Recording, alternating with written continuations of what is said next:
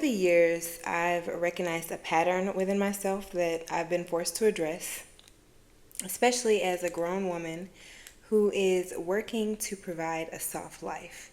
And while that might sound like an oxymoron, working to provide a soft life,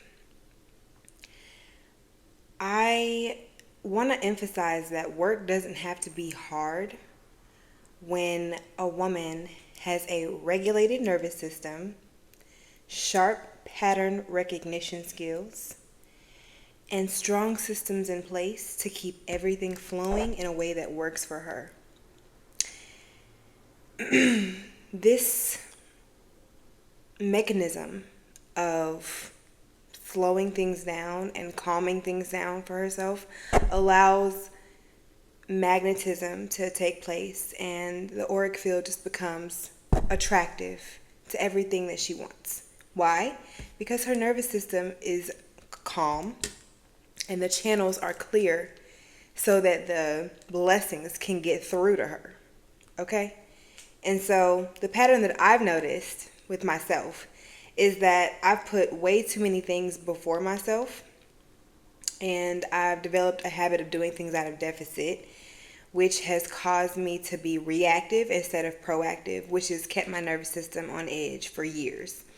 And I know I'm not the only person who experiences this, because I feel like we live in a society that kind of like encourages people to be like always on go, always doing the most, always rushing. And so naturally, everybody's nervous system is a little out of whack. And when I go back to say, I'm going to go back to specify what I mean by doing things in a deficit. So by doing things in a deficit, I mean that my energy reserve, my bank account, my resources, or my time was low. And instead of backing out of whatever I committed to and recharging, I went and did the thing anyways. And 9 times out of 10, I'm usually paying for that in some way or in shape, some way or another. Either I get really bad anxiety, or I just don't have a good time, or I don't gain the outcome that I thought I would gain by going against myself and going after the thing or going to the thing anyways. And this goes for so many different things, like opportunities, entrepreneur opportunities, meetings, events, all types of shit. And I can name several reasons why we go against ourselves and do things and go above and beyond our capacity. And it's because maybe we want to prove that we're reliable and that we can be counted on, and that we are not flaky because we always consistently show up. Or maybe we don't want to disappoint people. Perhaps we don't want to miss out on something fun or important. You know, even though your body is telling you that you're not missing out on shit, you know, we push ourselves and we still go after things and do things when we should probably just rest and relax. Perhaps we go against ourselves because we don't want to risk the chance of not receiving another opportunity. So that's, you know, again, acting with a lack mindset. I feel like if you have to push yourself to go after something, then maybe it's not like in alignment. And this is not to say that you don't have to work hard for things at times, but if it feels literally like everything is going against what you're trying to do, despite, you know, your body telling you no, all types of other signals and cues telling you no, then it's just not aligned. And, you know, it's okay to just let things pass you by and align with things that feel as natural as breathing. Because if it's aligned, it's going to feel as natural as breathing. It's not going to feel like a constant friction or a constant resistance. And then with me personally, it's like I experienced symptoms of ADHD. I haven't been formally diagnosed with ADHD, so that's why I don't want to say I have ADHD. But I experienced several symptoms of ADHD. And so therefore I have to work very hard to account for every aspect of my life: financial literacy, energy conservation, time management, maintaining boundaries. And this is as it pertains to people, places, things, all the things that grab my attention and my interest. I have to find a way to balance it, and I have to work really hard at that. And so I've always had so many mental and emotional tabs open. And as a woman, that's just how we are. You know, a lot of us have a lot going on, a lot of webs, a lot of gears turning in our inner worlds. And we have imaginative thinking, expansive thinking, and we're also tapped into our emotions. So there's a lot that's always happening in our inner world, and it can be a lot to balance, especially if you're trying to turn something that is non-material into something tangible. And so a lot of women struggle with doing too much. And I feel like for me personally,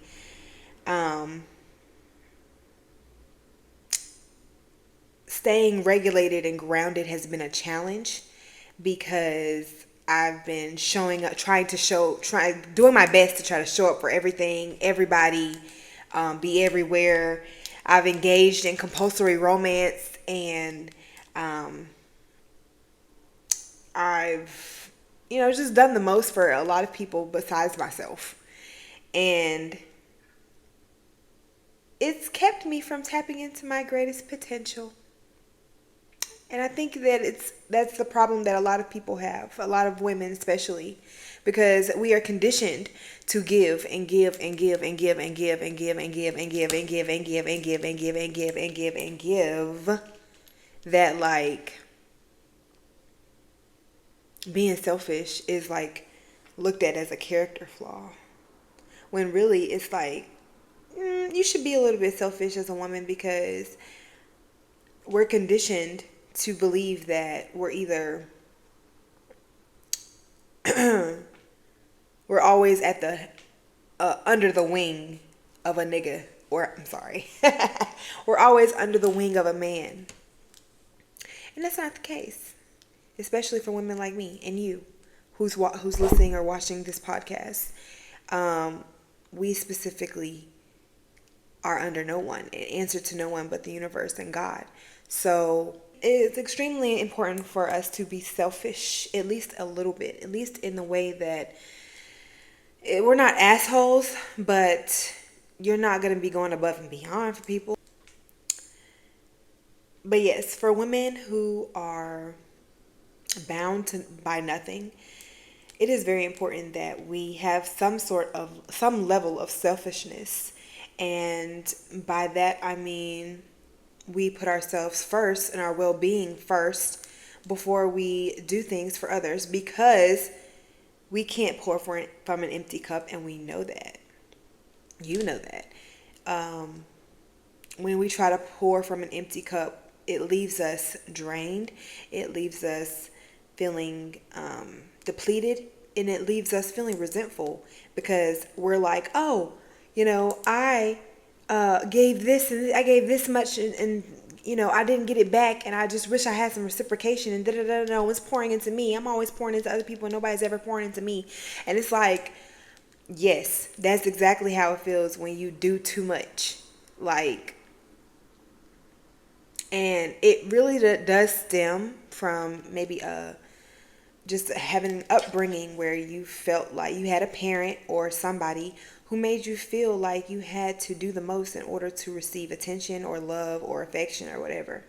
And so therefore you overperform and overgive and overdo and overextend and do the most and go above and beyond in order to achieve or in order to attain the love that you actually deserve without having to do a damn thing. And when you start to unlearn this, you start to realize that, like, hold up, like, I don't have to show up for this person as their savior or as somebody who, like, is always reliable. You know what I mean? Like, it's okay to be like, I don't have it in me right now. Especially when you know you don't have it in you. If you know you don't have it in you and you go against yourself in order to please somebody else, you are literally telling yourself no when telling somebody else yes.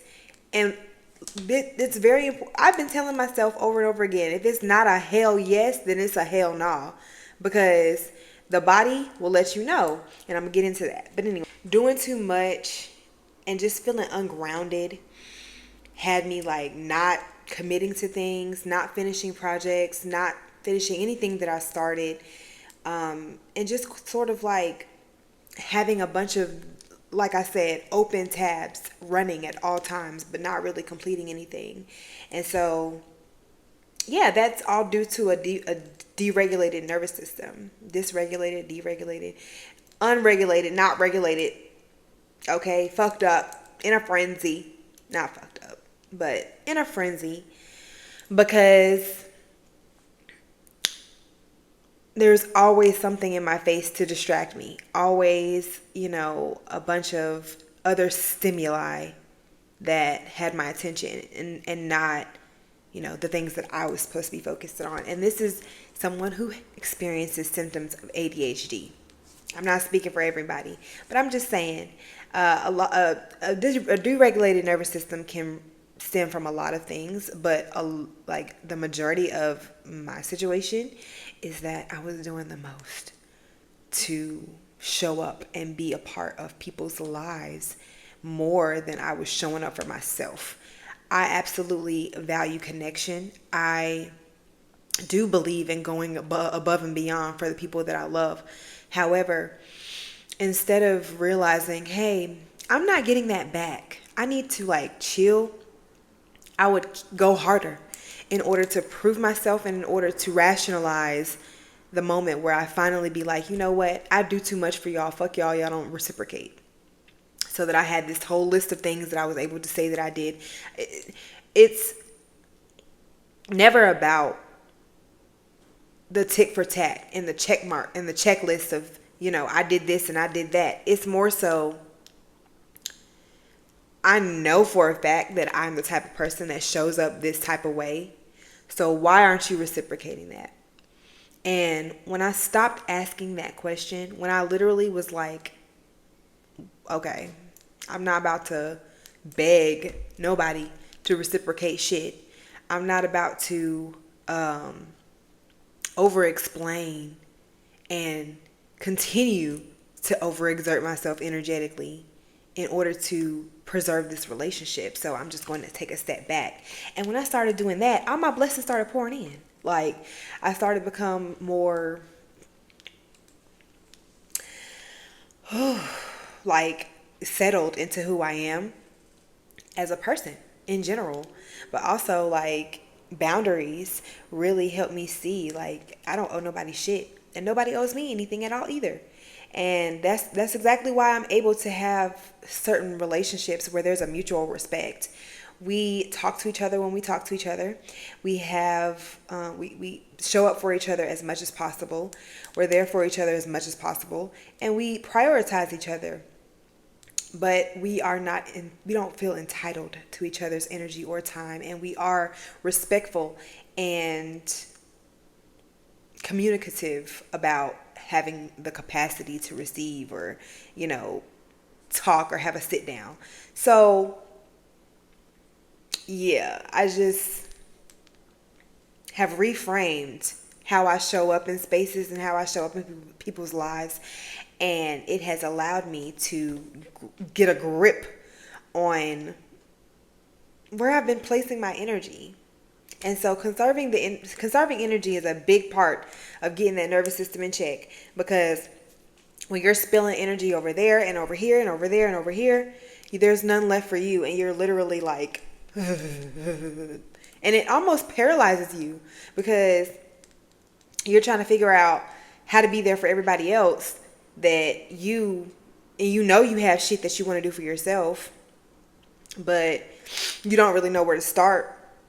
And you don't really have time because you haven't made time. You haven't been able to to really set a boundary and be like, I'm not available for that because I have to do this for myself. I'm not available for that. I can't tonight because I have to finish this, and that. And when you start prioritizing yourself, that's when you start to put effort in the faith that you have towards manifestation. Because it's not just wishing and hoping. There is action that needs to take place and work that has to be done. And it's not even cutting people off so that you can go hard and lock in and, isolate yourself and work nonstop. It's literally so that you can develop a system, a habit, a routine that works for you so that you can conserve your energy levels and also balance and make time for certain things outside of what you're trying to do for yourself. It's about creating a system, a web, if you will. I am at this day and age envisioning myself as a spider with 8 legs who's constantly spinning a web. And, if things don't align or if things don't belong in my web, that's perfectly okay with me. If it don't flow, it gotta go. I'm not in the business of forcing anything, especially with all the shit that's going on in the world. I'm not forcing anything. I'm a woman who knows that I have a lot of significant, important work that needs to be shared with the world. Gifts of wisdom, artistic expression, personal anecdotes, and just like my experiences, social initiatives, and ideas that aim to move the collective toward a women-led, matriarchal-led society. The amount of energy that I put into organizing my thoughts, planning, creating, designing, executing, publishing, all of these things, it's exponential. Like it's more than I thought it would be. And so making time to do these things is very important. And this is why women who are looking to build platforms and businesses and companies have to be very intentional about where we spend our time and disperse our energy. Doesn't mean like cutting people off, quitting things, or just throwing stuff away. This is about creating a system so that everything works enough to where I don't have to work it. This web that I spoke about, it encompasses the ways in which I take care of myself, the ways that I create and produce art, the ways that I make money, the way that I sustain my relationships and expand my mind and learn new things and grow my skills. This is how I enjoy life. This is all like a part of it. This is my life. This is my vision. And the goal is to stay balanced and in flow. And in that entails keeping the breath, the blood, the body, and the mind all in alignment. When it comes to mental and emotional health, especially for women, it seems like everything comes down to our hormones. Every single thing comes down to our hormones. There's a way to keep cortisol levels low generally on a day-to-day basis by reducing or eliminating unnecessary stress. Unnecessary stress. There are so many ways that we add unnecessary stress to our lives. We can avoid this by being adequately prepared. When I spoke earlier about how I would be reactive instead of proactive, it had my nervous system out of whack. Being prepared is how you stay proactive.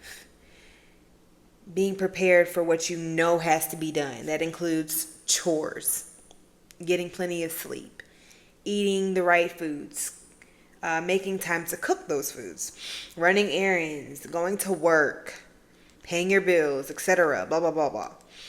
And then making room for life's desires, uncertainties, adventures, surprises, and emergencies. I feel like when you're somewhat prepared for what goes on a day-to-day basis, and you're not constantly rushing or like scrambling or like, you know, living in filth or no shade, but I don't know who this is.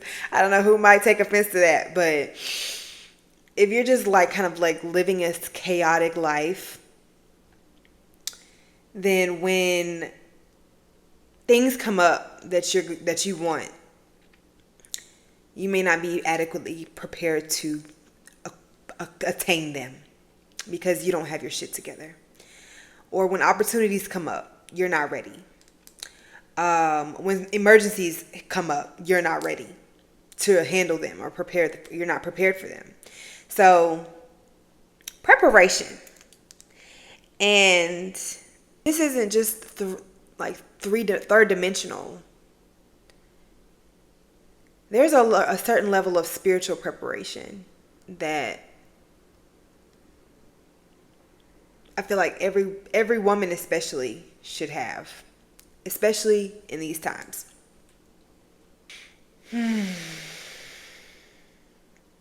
Hone in on what you know to be the truth, but also be open to the fact that everything that we know could be a fucking lie. And that one day it could be revealed to you that everything that you believe in and everything that you've structured your entire belief system around is completely false. And that's my definition of spiritually prepared. Don't let just anything minister to your spirit. Because there's people out here who will read tarot and tell you what they think you want to hear, which is some bullshit about love or your ex coming back or you getting a lot of money or da da da da da. And it's like, you're just saying that because you know that it's going to get you a lot of views. You're not really reading into the collective, or you're not really communicating what messages you're getting for the collective or whoever you're reading for. So yes, I would just say have discernment, be spiritually prepared. It can be very stressful following all types of different like spiritual anecdotes and narratives and thought forms. And so, yeah, I would just be very, very careful about that. But yes, because, I mean, when it comes to like what resonates, I think that it is very important for the nervous system, in order for the nervous system to find equilibrium and balance, you need to learn how to take what resonates and leave the rest. If something doesn't resonate with your spirit, if something feels off, if something makes you feel shameful, if something makes you feel guilty, if something makes you feel like inauthentic, then it doesn't resonate. That's not resonance. And if you take that thought form or whatever the fuck is causing you to feel these things, you're taking that belief or whatever, that dogma, and you're trying to incorporate it into your own personal life, and it's causing you to feel fragmented, or it's causing you to feel confused about who you are. You need to let it go. That is another thing that is causing your nervous system to be out of whack, is just kind of like trying to integrate shit that doesn't resonate with you, and you know it doesn't resonate because it's causing you confusion and discomfort. And like, that's why it's important to sit with things before you make concrete decisions on what you believe in. Like, sit and really think, like, does this resonate with how like my values, how I authentically express, how I naturally feel.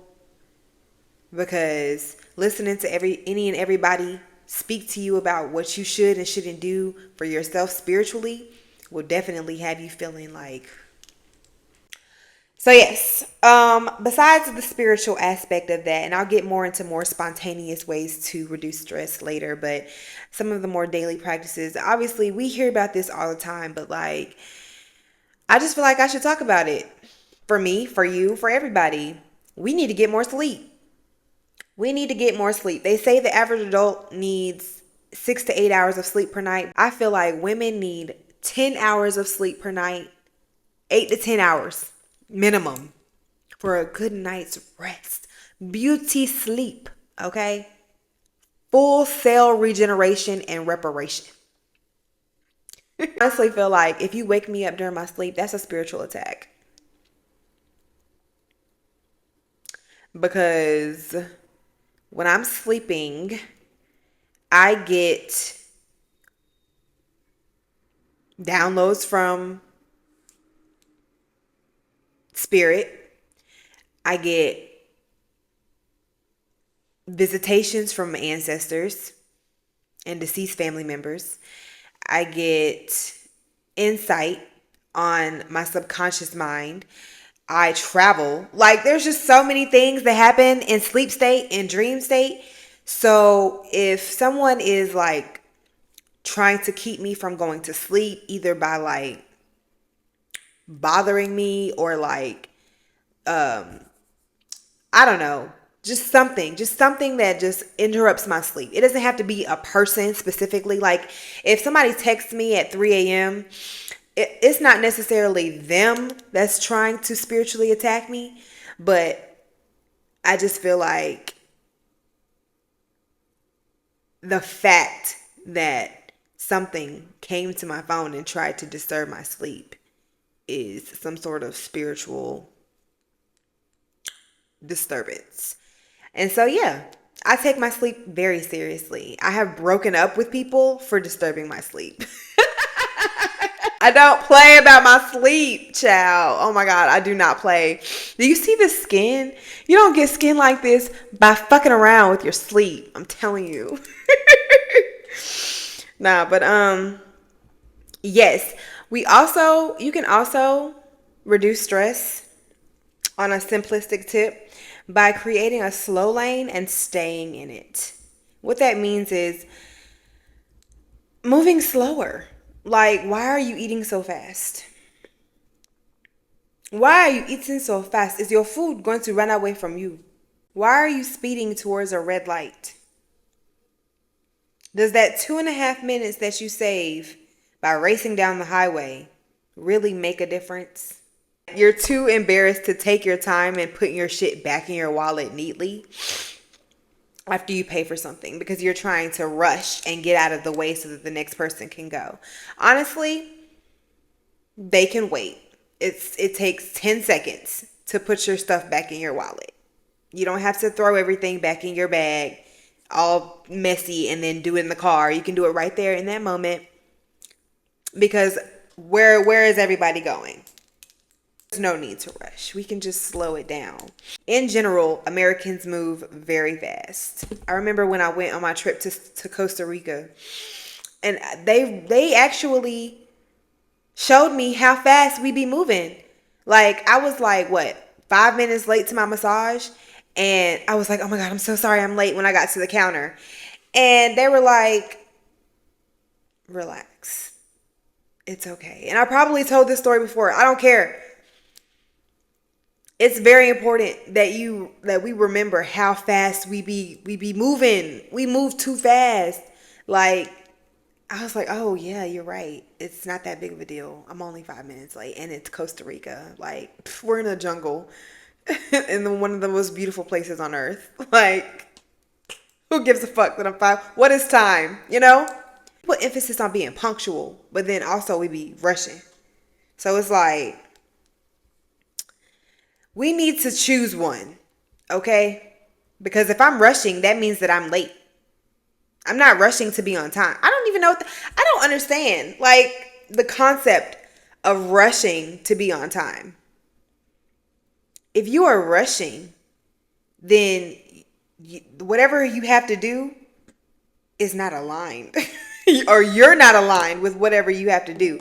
You should have gotten up earlier. You should have been more prepared. Why are you rushing? Why are we rushing? I don't like that. Cause like in the morning in traffic, niggas be speeding, honking the horn, not letting you over, just nasty. Cause they was late. Cause they ain't wake up early enough to leave the house on time, or early enough so they could just cruise to work. They have to fucking speed race on the way to work. Now, what if you get pulled over or you get in an accident? Ain't nobody going to work. So I just feel like, yeah, punctuality is useful when there's other people involved. However, I don't want to rush in order to be punctual. So how can we manage our time so that we can be slowly punctual? You know what I mean? So we can like mosey our way on down to whatever we have, wherever we have to be, or whatever we have to show up for, and it not be like this thing. So it's like, for me, I have to tell myself, okay, instead of reacting to the fact that you have 20 minutes to be somewhere, oh shit, let me throw something on, I'm late. A more proactive response would be to pick out the outfit for the day as soon as I wake up or before I go to sleep the night before. Or maybe a good practice for like women who work throughout the week is to develop a night routine where she's winding down and preparing for the next day. So that might include a relaxing tea, a book, taking a shower, picking out her clothes the next day, packing a lunch, just being prepared, okay? That way when she wakes up, there's like fewer decisions that she has to make. Like, I feel like when you save all your decisions for the morning, it's like, oh my God, that is how you are like frazzled. You're all, nervous system's out of whack. You know, you're not able to like, you're breathing shallow. You're not able to like find your grounds. Everything just feels like, you know, just behind. Like you just play all day. You spend all day playing catch up. So yeah, you can just get dressed in the morning and go. And you don't even have to look for your keys. Why? Because you put them in the same spot every day. Foolproof. Foolproof system. Foolproof. So yeah, slowing down is a big part of reducing stress, because why are we rushing? I don't want to rush. You're not going to make me rush. People driving, trying to make me drive faster. Y'all can go around. Some other practical ways to regulate the nervous system is to eat foods that manage stress, that help to manage stress, reduce inflammation, and protect the nerves.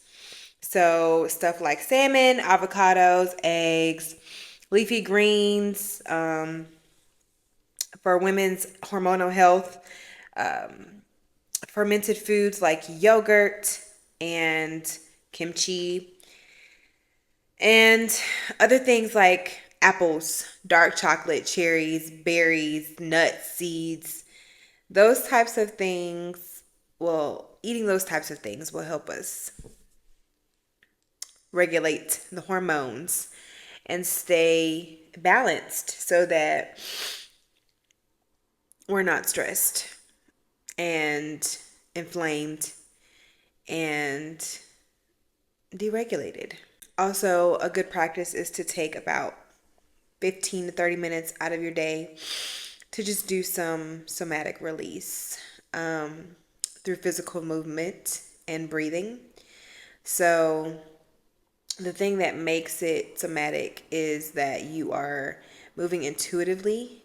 It's not really a routine that you could follow a yoga stretch routine if you'd like, but really moving intuitively and doing what the body wants to do in order to relieve the tension that's there. Because when you get to flowing, when you get into a flow and you listen to your body, you may not stretch out of order. You may stretch out of order than, you may stretch in a different order than what you normally stretch when you're going through your step-by-step yoga routine. But somatic releasing through movement is more intuitive and more freeform. So it literally is going to bring you into union with your body so that you can release any tension stored in your muscles, in your joints, etc., etc. So a big part of this is elongating or stretching parts of the body that feel the most tension. And these movements do not have to be perfect. They don't have to be timely. They don't have to be perfectly coordinated.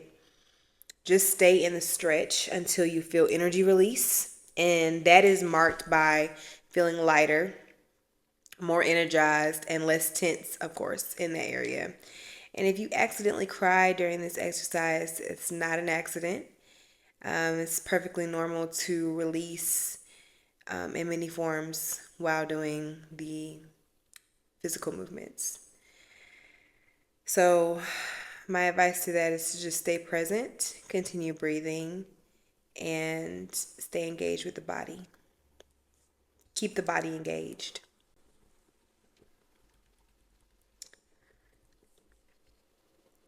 Another practice that I like to do to release tension and stress is to journal. So I like to journal because it fosters self-awareness and it builds it fosters self-actualization and it builds self-awareness. And when something's pressing on my heart or on my mind, I write down the feeling or the symptoms of the feeling that I'm experiencing and the associating thoughts that come up. And when I start with what's pressing on my heart the most, and I'm brutally honest with myself, I'm able to come to terms with something that I may be suddenly aware of, but I haven't admitted it out loud. So when you're doing this practice, you'll realize that there are things that you are aware of that you haven't been addressing. And that will be the time to write those things down in your journal. Really describe what's pulling at your energy. What's making you feel drained? What's making you feel depleted? What's making you feel like less than optimal or less than how you normally function? And also think of something or a few things that you're struggling with and really hone in on what's making this time more difficult for you or more hard for you. And if eliminating this thing isn't possible, then you could take the time to brainstorm ways to reduce or rearrange this thing so that you can create balance. Like I said, it's not, you don't have to cut everything off and quit or just throw things away, but it definitely does help to address what is causing feelings of discomfort or just something that's pulling at your energy literally to the point where you have nothing left to give. Pay attention to those things. That's really important when it comes to regulating your nervous system. Some spontaneous ways to reduce stress, like I mentioned before, is to literally stop stressing about what you don't have. I think we spend a lot of time stressing about what we don't have, and that's just completely unnecessary. That is literally adding unnecessary stress to your life or your situation when you just can just be grateful for what you have. Be grateful for where you at. Be grateful for what you have around you. Use your resources wisely. If you don't have something, surely you have some tool or resource or person that you can go to as an alternative. And that brings me to the importance of leaning towards your inner circle, leaning towards your community. Maybe there's a barter or a trade that can take place. Maybe there's an exchange that can happen energetically, and you might need to compensate for something that you're missing tangibly. Because sometimes when we, seek material things, we're actually looking to fill a void or to literally compensate for something that we're missing emotionally, psychologically. So if something that you want, not something that you need, something that you want costs too much, try the cheaper option or wait and save, better yet, because I believe in quality over quantity. You don't have to get the cheaper option if it's not an emergency. If you really, really want something, wait and save for it. Go without it for a while. It's okay. Instant gratification is overrated. You appreciate something a lot more when you work for it, wait for it, save for it, right? Find something else around you that can bring that same feeling that you get when you acquire something new, when you consume, when you purchase something new. Because we get dopamine when we shop. We get dopamine when we consume, when we spend money. Whatever it is, it gives us a certain feeling of certain satisfaction. So, sometimes we don't need a new bag. Sometimes we just need an arts and crafts session with our best friend. It's not always, oh, I need to go buy this and this and this and this. Maybe you just need to chill. Maybe you just need an afternoon with a book. Try that. Instead of being upset that you don't have this and you're not there and da-da-da-da. Tap into your inner world to see how you can enrich your inner world before you go stressing about what you don't have. Because I promise you, 9 times out of 10, you have everything that you need right in front of you. You're just missing out on it, or you're not being present with it. Another way to spontaneously reduce stress in your life is to just do what you can. We don't always have the same energy levels every day. I made a whole video about how women specifically go through a cycle, a menstrual cycle, where all of the phases are different. All of the phases correspond to different energy levels. So we can't do the same thing every day. We can't approach each day with the same amount of grit and determination that we had 2 weeks ago. Okay? It doesn't work like that for a lot of us. So do what you can. Instead of not doing something because you may not have time to finish it, start the task and do what you can. Doing a little bit each day is always better than doing nothing at all. And you'll still feel accomplished. Regardless of whether you do a little bit or a lot, if you do the thing that you said you were going to do, you're going to feel accomplished. You're going to know, you're going to have that satisfaction that despite the time constraint, you managed to do everything you said you were going to do that day. And this doesn't mean cram your schedule. I'm just saying, if you really want to do something and you really, really, really, really, really, really want to get it done, but you don't think you'll have enough time to finish it, just start it. Start it, and then perhaps you can work on it some more the next day. You know what I'm saying? Like, it doesn't have to be all done in a day. Rome wasn't built in a day. And I just feel like when you work at something each day, it actually builds your self-trust even more, because you know that you're going to show up because you have been. You're going to continuously show up every day. And that builds self-trust. That builds confidence. The thing that I learned by going to the gym is not to work myself too hard, honey, because look, I'd rather walk 20 minutes than not go to the gym at all. Whether I walk 20 minutes or 30 minutes or whether I work out Whether I lift weights for 45 minutes or 25 minutes, it don't matter. I still went to the gym and did. And did. That's an accomplishment. And that's enough to make me feel like, hey, maybe I can sustain this little workout habit. Because I know that if I go to the gym and I work out too hard and I push past my limits and I work out to the point where I'm literally in pain, that is unsustainable. I'm going to go home. I'm going to be sore. I'm going to tell myself that I need at least 3 days to recover. And I'm probably not going to see the inside of a gym for at least 3 weeks. That's just how that works. Your body doesn't want to keep doing something that doesn't feel good. So if you work out to the point where you feel exhausted or you feel, damn, how did I do that?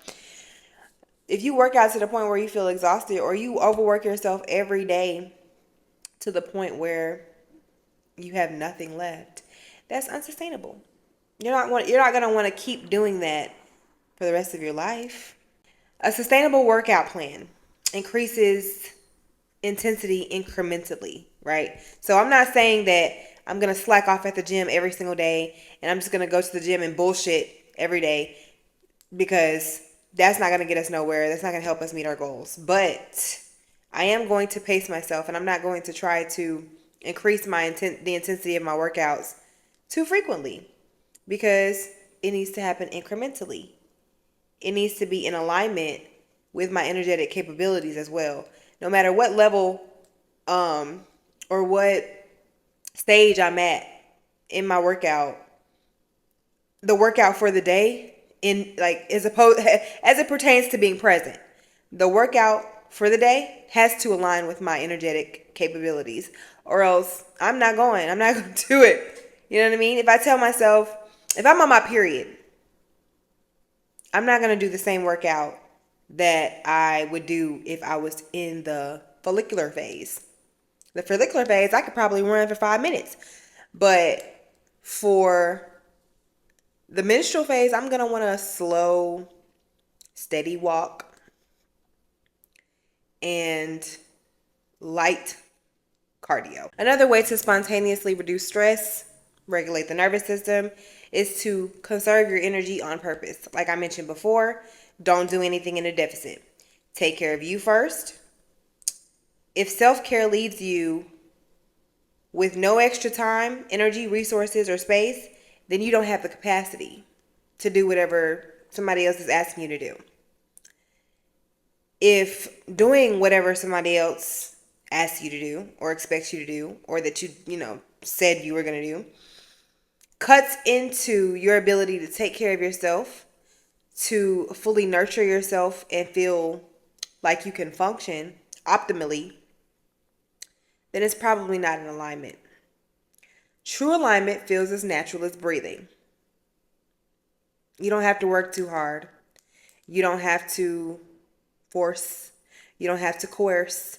You don't have to do too much in order to get it to happen. True alignment, it just kind of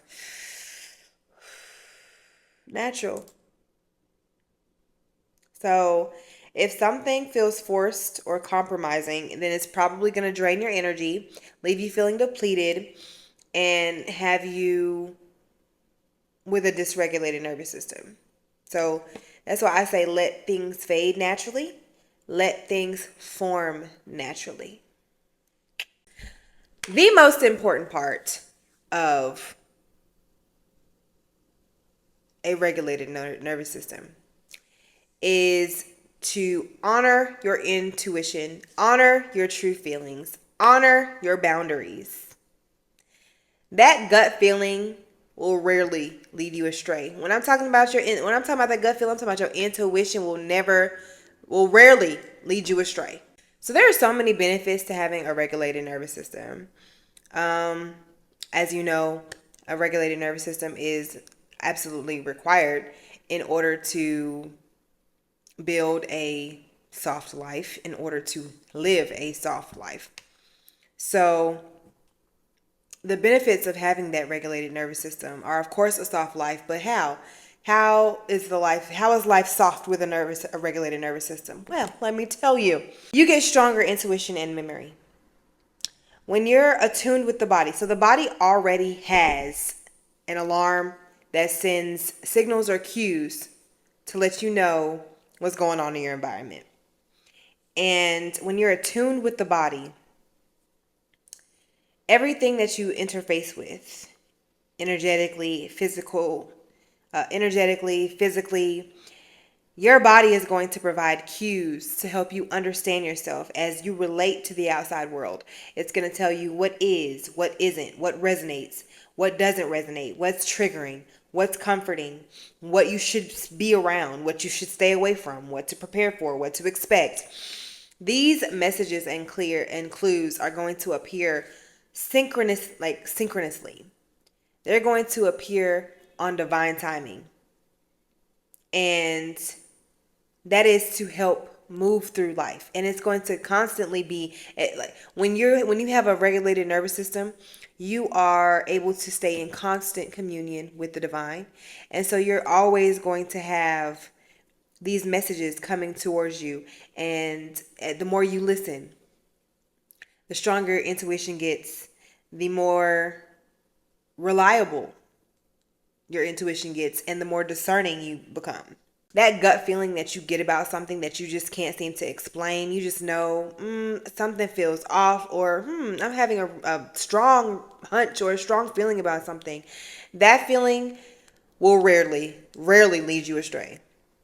Your intuition speaks through all parts of your body.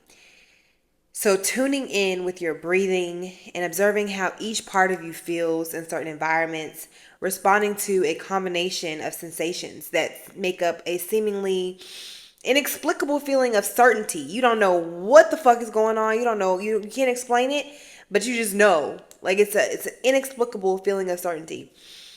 It's all a part of honoring your intuition. You don't have to intellectualize every feeling. Your body mechanizes on your behalf because there's an invisible tether between your body and yourself. And if your body is telling you hell no, then you have to honor that. Basically, if your body isn't telling you hell yeah, then it's telling you hell no. So only you are going to know what your body is saying when your body's speaking to you.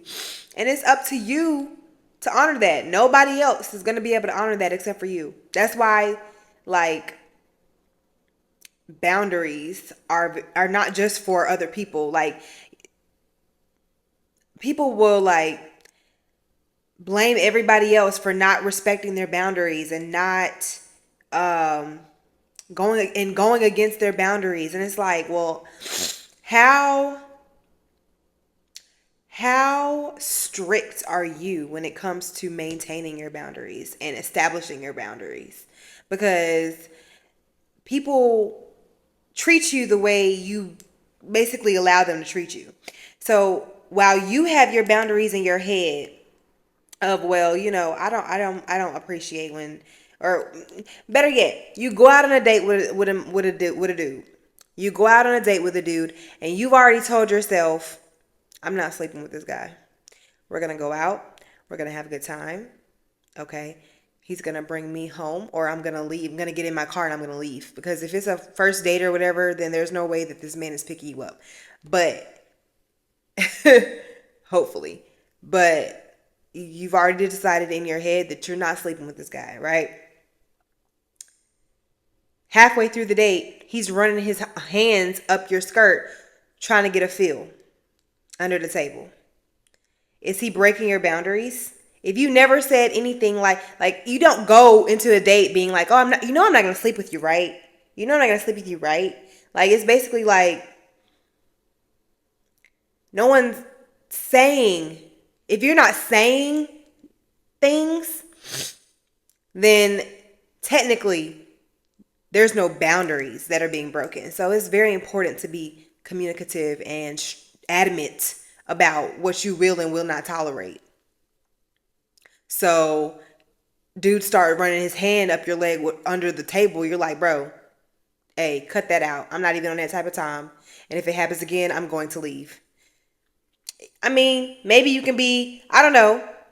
I don't know if you want to be a little bit nicer than that, but like a man touching me without my permission is most likely going to result in me leaving anyways. So there's not really much conversation that needs to be had. But that's just for an example of what I'm talking about here.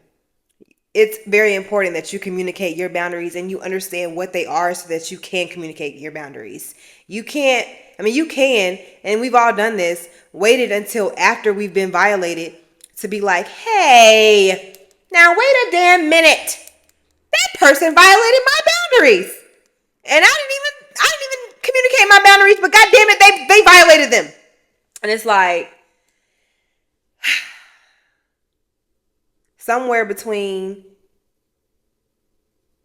having expectations for yourself and having expectations for others, you have to communicate your expectations and be loud and shameless about communicating your expectations.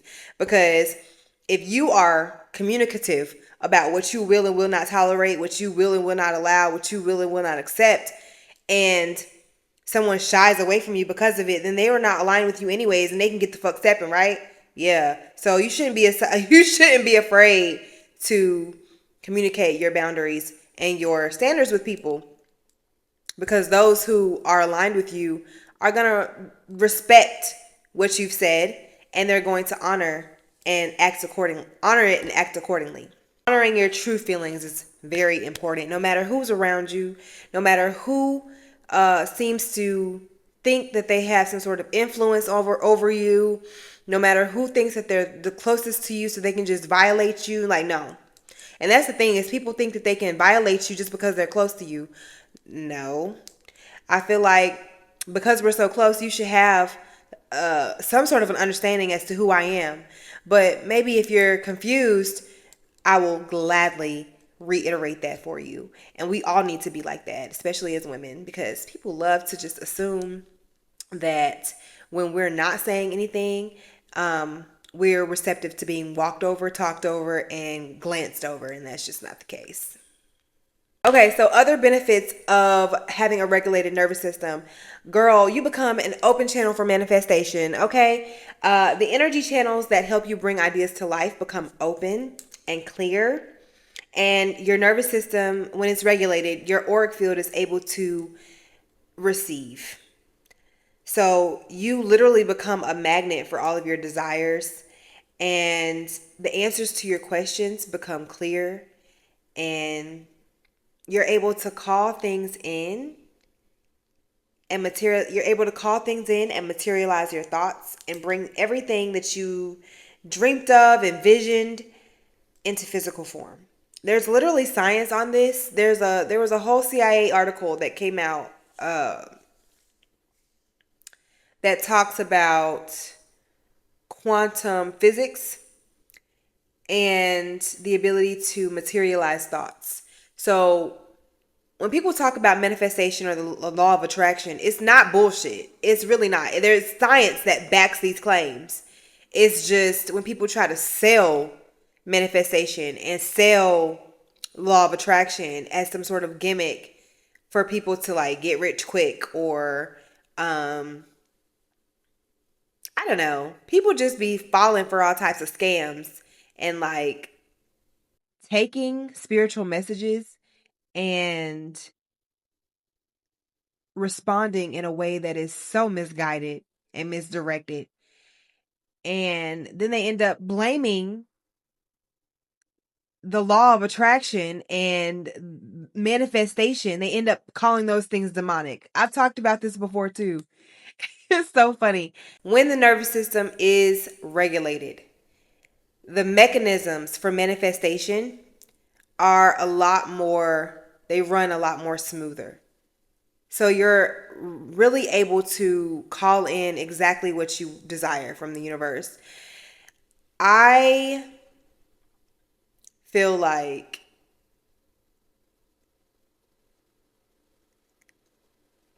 minimizing my distractions and doing everything that I've basically been talking about in this video has really put me in a place where not only can I see my visualizations, but I can feel them coming into form because of how much room is in my energy centers. Like I'm not holding on to a lot of tension. I'm not holding on to hurt, past regret, trauma, none of that shit, because I've spent so much time healing it that I really do feel like an open channel for all my dreams to come true. So yeah, it's a really really powerful work to intentionally regulate your nervous system so that you can bring forth the things that you desire. In that comes rational, wise, and sound decision making. Having a regulated nervous system allows for rational, sound, and wise decision making. I made an entire video about crashing out and why it's so important and da da da da da. And I stand by that. I still stand by giving up the business when the business is due. However, as I mature and I blossom and evolve into this beautiful woman that I am becoming, I deem it extremely necessary and important to highlight the value of being diplomatic,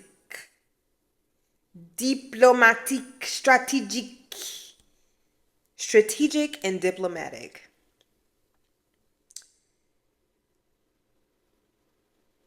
When you're of a certain caliber of woman,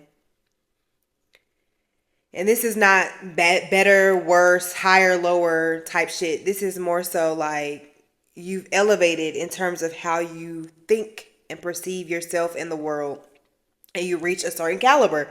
When you're a certain caliber of woman, you start to understand that you cannot, there's easier ways to achieve desired outcomes.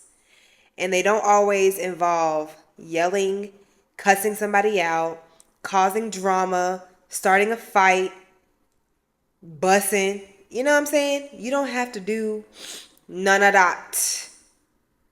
When you have a regulated enough nervous system to move strategically and diplomatically.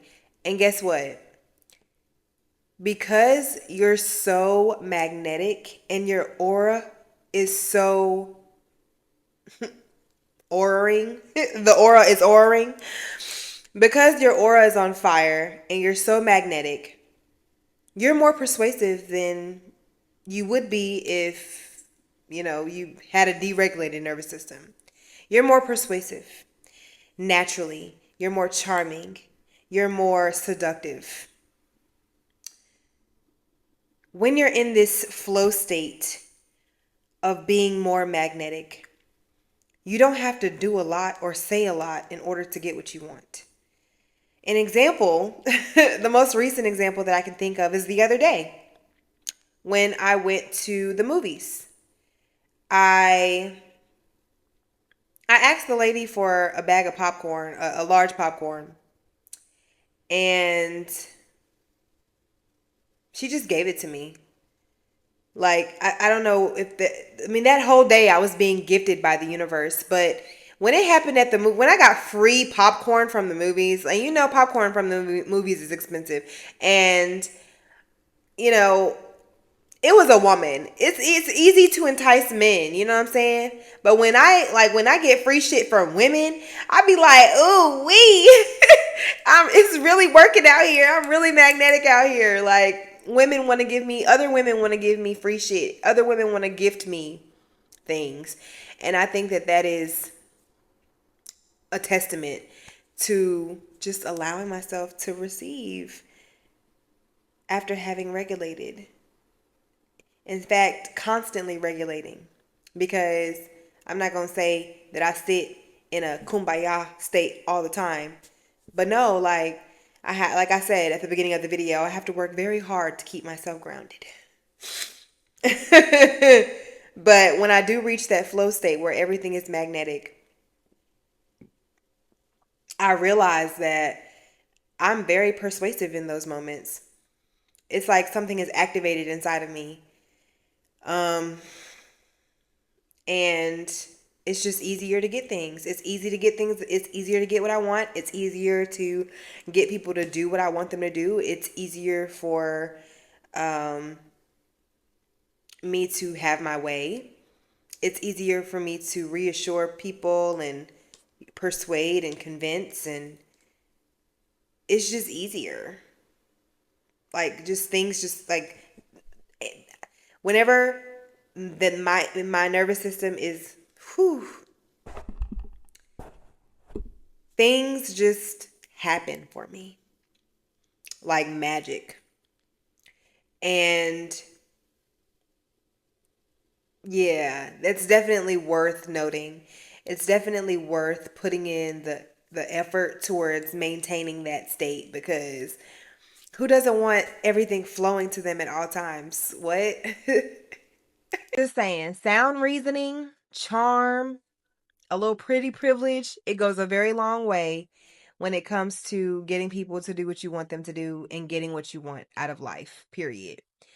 A woman is not going to develop the skill of being diplomatic and strategic in getting what she wants until, and when I say strategic, I mean literally just like reading people and responding to what you see, not reacting, responding, and disarming people.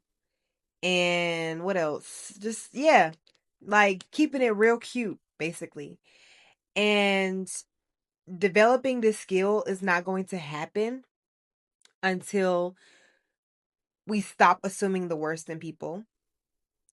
We stop underestimating the impact that we have on people. And we stop acting impulsively.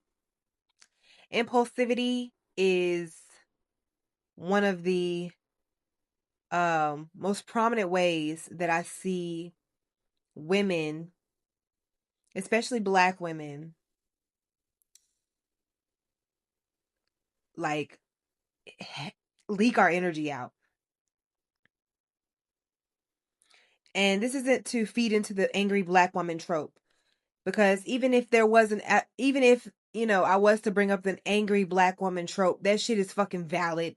And I don't even want to go down that road of acting like it ain't that, like I don't, like I'm not the angry Black woman sometimes, because I am. But that's not the overall nature of who I am. That's not my identity. And impulsivity doesn't have to be a part of how I express myself in every situation. And so, yeah, when I slow down, literally slowing down is a part of a part of all of this. When I slow down and I assess the situation, I'm able to figure out ways to talk to people to get a better outcome than I would get if I was screaming, yelling, cussing, throwing blows. That to me is like, it speaks to a level of maturity, it speaks to grace, it speaks to evolution, it speaks to um empress status, goddess mode. It speaks to a lot of things, because it's not to say that goddesses are supposed to be polite, respectable, um well mannered. No, but knowing how to outsmart and charm and entice and seduce is absolutely a skill that is worth having as a goddess. I'm just saying. Because I could create a storm.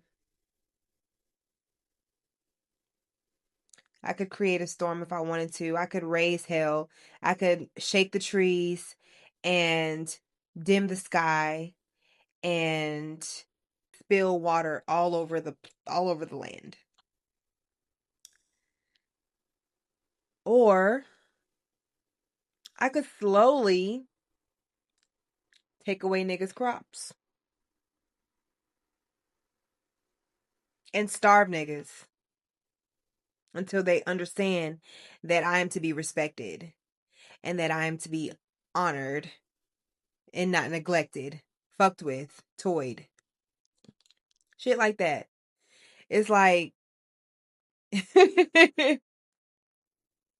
you don't have to go crazy. It's an option, but it's like it's kind of more work for me. It's more work, more energetic output than I would typically like to uh disperse. So, yes, I'm going to keep it cute in certain situations, especially when I know that there are better ways to get what I want.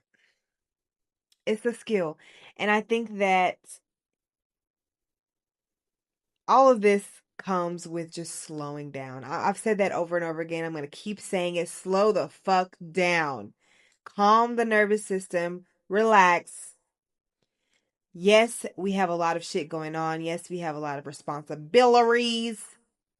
But in my previous video, I talked about being whimsical, but also like being prepared, conserving our energy, taking care of ourselves,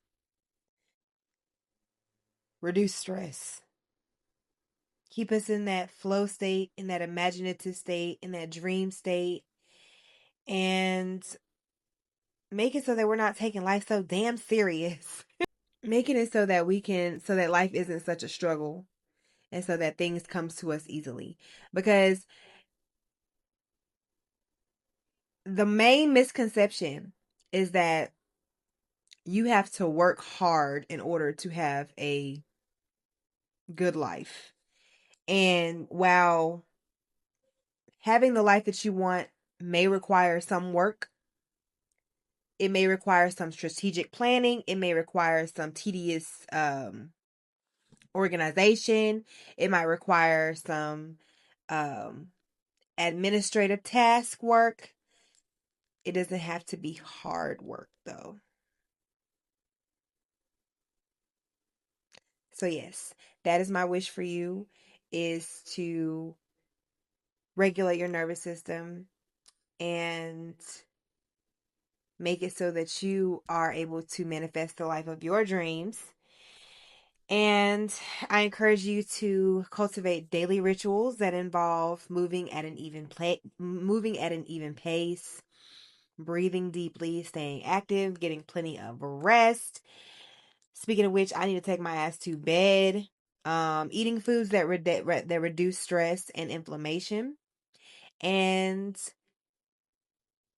staying regulated by not stressing about what you don't have, being grateful, especially for the present moment, doing what you can, sensually engaging with your environment, trusting your intuition, conserving your energy. And as a result, your intuition grows, your clarity becomes deeper, you become highly magnetic, and your inner wisdom expands. And all of this works together to help you manifest your desired reality. All right, y'all. That's it for today's video. If you enjoyed the discussion, please rate this podcast, subscribe to the YouTube channel, follow, do all the things, do all the shit that you need to do in order to support this podcast, because we is family. We are family. I got all my sisters with me. We are family. I always get so awkward around these times. I'm not really that good at outros, to be honest, because it's like I just sat here and talked with y'all for like an hour. So I'm not necessarily ready to say goodbye yet. So this is kind of awkward for me. I'm not gonna lie. But yeah, thank you for watching. If you're on YouTube, like the video, leave a comment, subscribe to my channel. If you're listening to this podcast, rate the podcast, leave a comment. Do whatever you can to help other wild women find my podcast, because our network is so powerful. Don't forget to follow me on Instagram at zajavuu. That is pronounced zajavuu. Same handle for TikTok and Threads. And also follow my Substack because I be writing. I have a very creative mind. I'm very artistic and expressive, and I have a lot to share with you all. So I really appreciate your support. Until next time, I'll see you guys in the next episode. Peace.